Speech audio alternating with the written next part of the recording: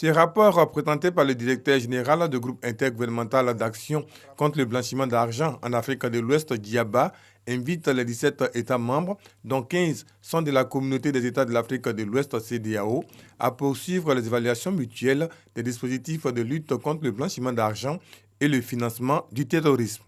C'est à travers les évaluations mutuelles que nous arrivons à apprécier ce que les États font pour juguler le blanchiment de capitaux et le financement du terrorisme.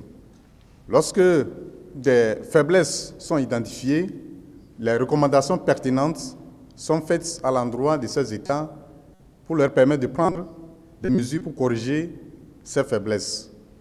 Conscient du manque de personnel technique, de l'insuffisance des ressources financières, le GIABA, grâce à l'appui des partenaires techniques et financiers, précise le rapport, a réussi à mettre en œuvre 70% des activités planifiées. Mais quels sont les secteurs touchés par le financement du terrorisme et le blanchiment de capitaux? Pour le financement du terrorisme, c'est l'utilisation abusive des OBNL, c'est-à-dire des organisations à but non lucratif, qui semble être le secteur le plus exposé. Concernant le blanchiment de capitaux, le secteur de l'immobilier, dans certains pays, vous avez le change manuel, dans d'autres pays, vous avez les industries extractives et minières. Pour 2019, les défis pour le GIABA sont énormes.